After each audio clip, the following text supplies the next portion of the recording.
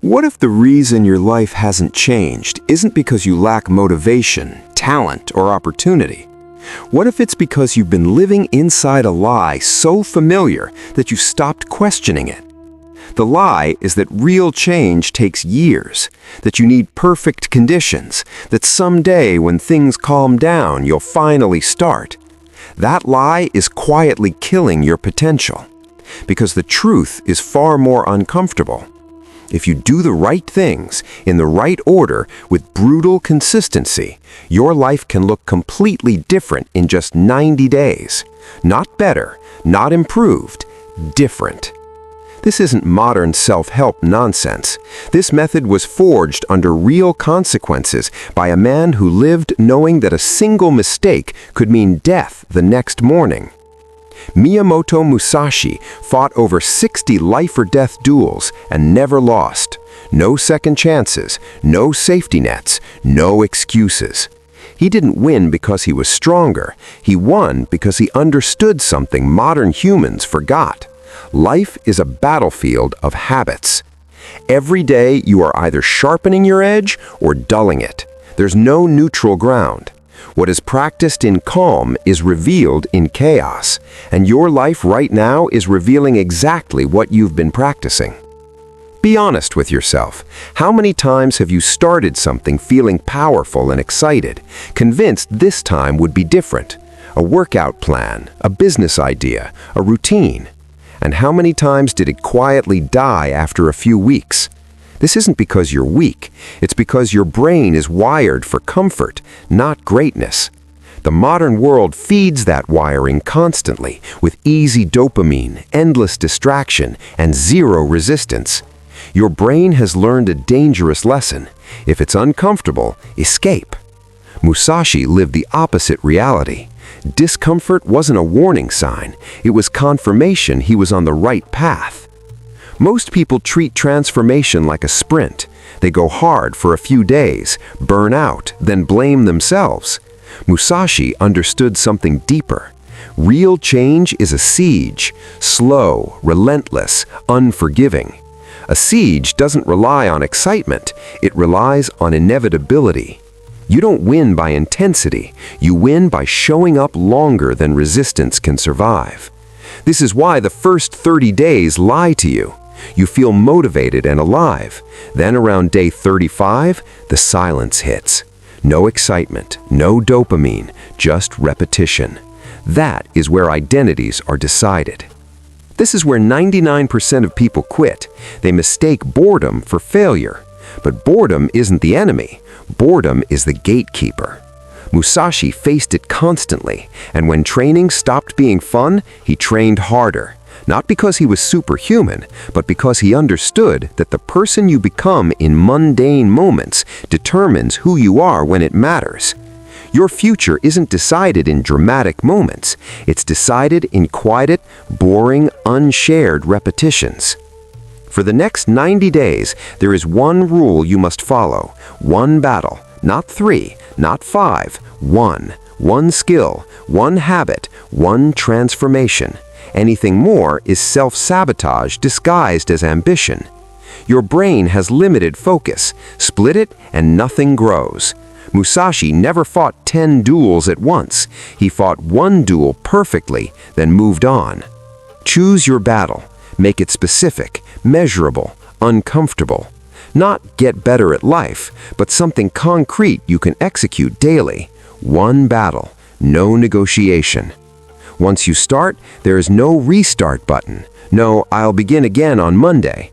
Musashi didn't get rematches. Life doesn't give refunds on wasted days. Every skipped day is a vote for the person you don't want to be. The opponent isn't other people. It's future you, 90 days from now. Will that version of you respect the discipline you showed today or resent the comfort you chose instead? 90 days is dangerous. It's long enough to change your identity and short enough to maintain intensity.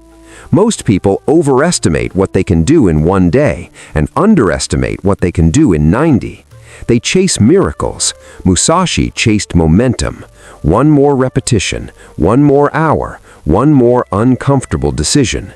Those stack quietly and then reveal themselves all at once. Improve just 1% each day for 90 days, and you don't get 90% better.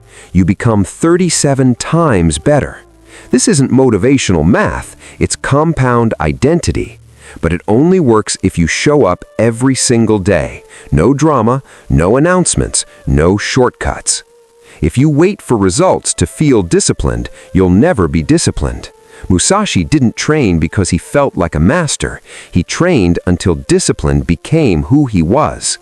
For the next 90 days, you act like the person you're becoming before you feel them. That discomfort and doubt you feel isn't a sign you're failing. It's a sign the old identity is dying, and death is never comfortable. In the next phase, you'll do something even harder than discipline.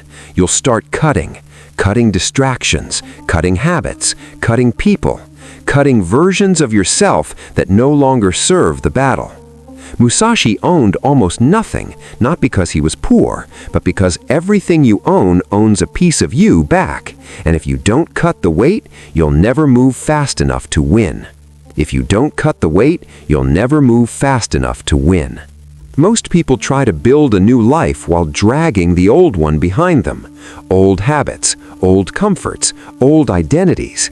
They wonder why progress feels slow and painful. Musashi understood something brutal. Growth requires subtraction before it allows addition. You cannot become sharper while holding on to what makes you dull. Every unnecessary thing in your life is quietly taxing your energy, your focus, and your willpower. Look around your space right now, not later, right now. How many things do you see that you haven't used in months? Clothes you don't wear, objects collecting dust, devices stealing attention. Each one looks harmless on its own. Together, they form a prison. Physical clutter is never just physical. It's a reflection of mental chaos. Musashi carried almost nothing, not because he lacked resources, but because he refused to divide his attention. Everything you own owns a piece of you back, and most people are owned far more than they realize. For the next 30 days, you begin cutting with precision. You ask one question about everything in your environment. Has this served my growth in the last 90 days? If the answer is no, it goes. Donate it, sell it, remove it. Your brain will panic and invent reasons to keep it. Ignore those thoughts. That is fear disguised as practicality. You don't need most of what you think you need, and every item you remove gives you back a little more mental space. Once your physical space starts to clear, the real resistance appears. Digital clutter, your phone, your screen time, the hours you never consciously chose to give away. Scrolling, watching, consuming other people's lives while neglecting your own. Those hours are gone forever. You traded pieces of your potential for distraction. Delete the apps that steal your attention, not later, now. If the thought of deleting one makes you anxious, that is proof it controls you, and nothing that controls you can serve your transformation. Then comes the hardest cut of all: people. Not everyone in your life wants you to change. Some people are invested in you staying exactly as you are because your growth exposes their stagnation. They'll mask their resistance as concern. They'll say you're becoming obsessed, that you should relax, that you're taking life too seriously. These words sound caring, but they are chains pulling you back toward comfort. Musashi walked alone for years because he understood that mastery is lonely. Not because masters hate people, but because most people are unwilling to pay the price of transformation. This doesn't mean you become cruel or dramatic. You don't announce departures. You simply stop investing energy where it drains you. You stop attending gatherings out of obligation. You stop having conversations that leave you smaller than before. You create space for silence, for focus, for the work that actually changes you. Your calendar becomes a battlefield. Every unnecessary commitment is an enemy. For the next 60 days, your default answer is no. Not maybe, not let me think, no. People will be surprised. Some will be offended. Let them. Their comfort is not your responsibility. When you remove what doesn't serve you, the space doesn't stay empty. Focus rushes in, clarity, energy, direction. But this cutting process never truly ends. New distractions will appear. New people will test your boundaries. The blade of discernment must be sharpened daily. Musashi sharpened his sword before every battle. You must sharpen your judgment before every decision. By the end of these 90 days, your tolerance for nonsense will disappear. You will instinctively feel what drains you and what fuels you. That instinct is power. Musashi began every day before the world woke up. While others slept, he trained. While others dreamed, he prepared. This wasn't about productivity, it was about winning before the battle started. The hours before sunrise are different. The world is quiet. No one wants it.